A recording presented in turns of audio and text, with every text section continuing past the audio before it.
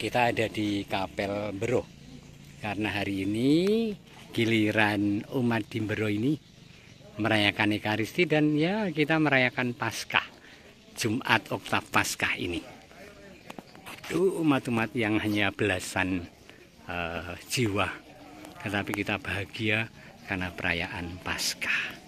Nanti biasanya sesudah perayaan lalu makan bersama. Yuk kita ikuti.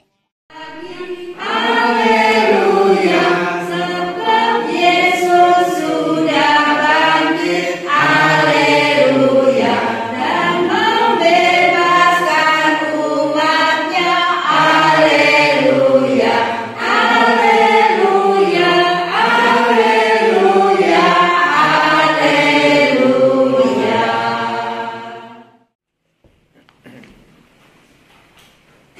Paskah atau kebangkitan Tuhan itu memang menghebohkan waktu itu, karena tujuannya menghujat Allah dan memang dihukum dengan semena-mena, dengan sangat keji, dan tiba-tiba ada cerita bahwa Yesus bangkit dan Yesus menampakkan diri di mana-mana dan kuasa Yesus manjing dalam diri para murid, sehingga itu semakin membuat heboh publik setempat, termasuk orang-orang yang pejabat-pejabat setempat yang tentu saja malu karena dulu menyetujui, atau orang-orang elit, orang-orang terpandang, Saduki, Farisi, ahli-ahli Taurat, para tua-tua yang ikut menyalib Yesus.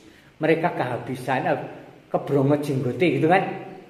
Jadi mereka kok malah wungu gitu. Wong wis tak pateni kok. Dan kabar itu tersiar. Dan bahkan para murid sendiri malik. Tadinya mereka itu merasa tidak percaya diri karena yang diimani, yang diharapkan itu kalah dan mati. Maka mereka sembunyi dengan mengunci kamar supaya tidak diolok-olok kalah gitu kan. Dulu kamu gaya ikut orang itu. Malu mereka, maka mengunci kamar. Yang namanya senakel, kamar itu disebutnya senakel. Nah, kemudian bahkan dalam Injil diceritakan, diantaranya mereka memutuskan, wis aku dadi nelayan meneh wae, wis ra ono pangarep-arep, kurang luwih ngono. Wis ra ono pangarep-arep tentang Gusti Allah iki, yuk dadi nelayan. Maka Petrus selalu menjala ikan kan. Juga teman yang kan, aku ikut kamu aja deh, daripada ken biyen seprono sprene jebule kapusan. Kurang luwih ngono. Apa yang kemudian terjadi? Rupa-rupanya kebangkitan itu sungguh-sungguh mentransfer daya keberanian bagi para murid yang sudah menjadi pewarta. Maka ketika mereka diantaranya, hanya diantara mukjizat itu, melewati suatu tempat dekat bait suci diceritakan, dan kemudian melihat orang lumpuh, dia tergerak, Petrus dan Yohanes tergerak hatinya dan mengatakan, kalau emas atau perak aku tidak punya, tetapi apa yang aku punya akan kuberikan kepadamu. Apa yang mereka punya? Tuhan Yesus yang membuat mukjizat, yang malah mengalahkan kematian. Maka kemudian mereka mengatakan, dalam nama Yesus bangunlah. Ternyata langsung tangi sembuh dari kelumpuhan itu. Wah, karena itu orang yang sangat dikenal, yang selalu tinggal menjadi peminta-minta dekat bait suci, maka kemudian sangat dikenal. Sing biyen lumpuh kae saiki iso mlaku lho. Wah, heboh. Para pejabat dan orang-orang yang ikut mengadili Yesus kebrongo jenggote. Maka kemudian mereka mensiasati, wong iki kudu ditangkap. Marak heboh dan dikatakan 5.000 orang percaya. 5.000 laki-laki itu tidak termasuk anak-anak dan perempuan. Jadi banyak sekali yang kemudian bertobat karena kesaksian para rasul ini, dari murid yang diubah menjadi pewarta dan rasul. Apa kemudian terjadi? Tentu saja orang ini bikin heboh, kudu digoleki alasan untuk ditangkap. Maka ditangkap, bekerja sama dengan mbok polisi, mbok kejaksaan, mbok apa, ditangkap. Nek ditangkap biasanya itu terus diadili. Tetapi seperti dulu kita mudah menyiksa tahanan, ya kan? Sekarang bertumbuh dalam kemanusiaan, apalagi 2000 tahun yang lalu. Anda bisa membayangkan? Dan masalahnya ini masalah agama. Wah, saya marake merkite kan? Masalah beda iki. Wah, tetapi hebatnya itu para murid itu sudah diubah menjadi orang-orang yang berani, yang berkobar-kobar. Yesus harus diwartakan, kebaikan Allah harus diceritakan, apapun risikonya, kurang lebih ngono. Dan mereka ditangkap, tentu saja disiksa. Paginya di sidang pengadilan, mesti pengadilannya orang adil. Wong menyangkut agama kok, apalagi agama mayoritas dan minoritas. Waktu itu kan mayoritasnya Yahudi. Orang-orang yang pendiri dalam Gusti kan hampir belum ada. Iki sempalan kecil mung lagi wingi kok cerita bab kebangkitan itu. Kok wis ono 5.000. Maka kemudian ditangkap, disiksa, paginya diadili. Nah, ini catatan penting. Bagi orang-orang yang percaya pada kuasa Allah, keselamatan dalam diri Yesus yang sudah wafat dan bangkit, siksa, penangkapan, aniaya tidak membuat umat ini takut. Keren toh? Keren loh waktu itu. Keporo sakarmu nek aku tetap menceritake Gusti Yesus, nek aku ora mbok tangkap-tangkapen, nek aku mbok siksa siksonen.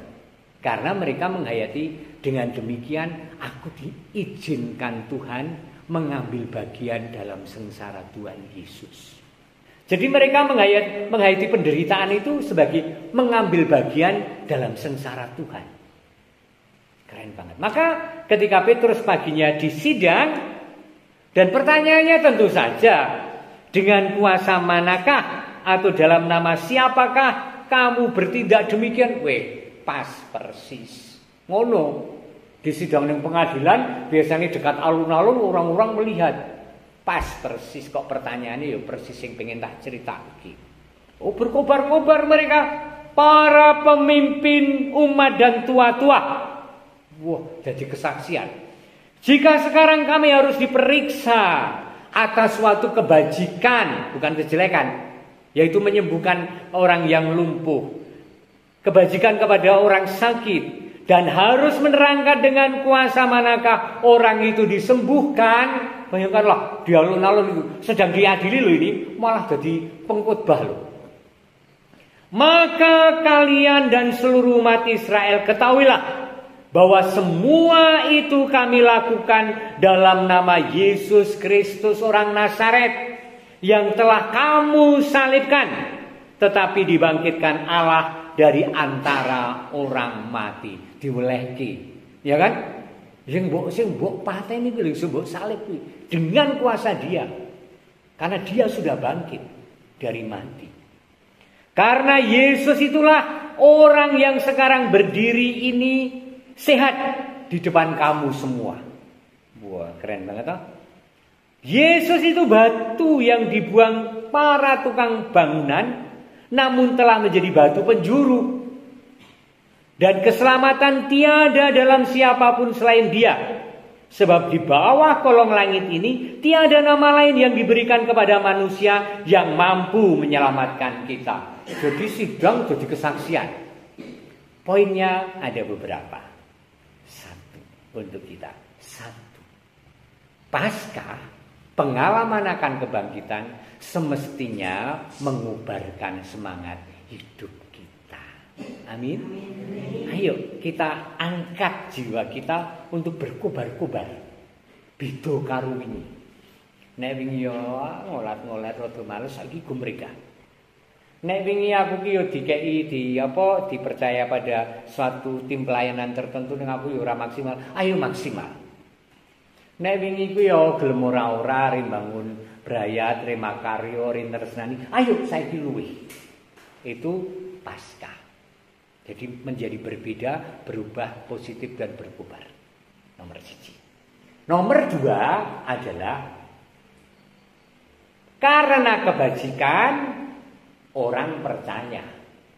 Benar nggih? Karena kebajikan menyembuhkan orang yang lumpuh, kemudian orang hebat dan percaya siapa di balik itu. Dan kemudian mereka percaya dan minta dibaptis oleh kesaksian para murid yang ditakoni, "Kowe kok iso ngono apa?" Wah, kesempatan cerita iki Gusti Allahku. Kesempatan memperkenalkan Gusti Allah. Kemudian yang ketiga, poin yang juga sangat penting, tidak kemudian ketika menjadi penderek dalam menjadi pengikut Tuhan itu terus gampang ora. Keporo malah kesio-sio. Keporo malah uripe rekoso. Dan para rasul adalah orang-orang yang seperti itu. Yang rekoso, yang disio-sio, yang bahkan Santo Paulus cerita bagaimana dia hampir mati dan dikira sudah mati sampai diseret keluar kota. Membayangkan nganti dikira mati, mayat kuwi diseret keluar kota leboke selokan. Pura-pura Paulus mati dan memang kesakitan mati. Tapi kemudian mereka sudah pergi, dia mulai tangi meneh, lalu merencanakan perjalanan lagi. Itu pendiri dalam Gusti. Maka pendiri dalam Gusti orang itu lembek dalam hidup, bukan hanya dalam pewartaan, dalam kesaksian, tapi dalam keseluruhan hidup tidak boleh lelah dan letih untuk terus mempersembahkan yang terbaik. Kehidupan ini bagi siapapun dan terutama bagi Tuhan, bagi tanggung jawab kita di tengah keluarga dan pasamuan, tetapi juga bagi siapapun. Oke, itu pesan hari ini. Amin. Selalu habis misa makan. Tapi ini teristimewa karena bersama umat Bero merayakan Paskah. Inilah hari ke-5 sesudah perayaan Paskah. Jumat Oktav Paskah. Wow, keren. Ayo makan. Nuwun nggih para ibu.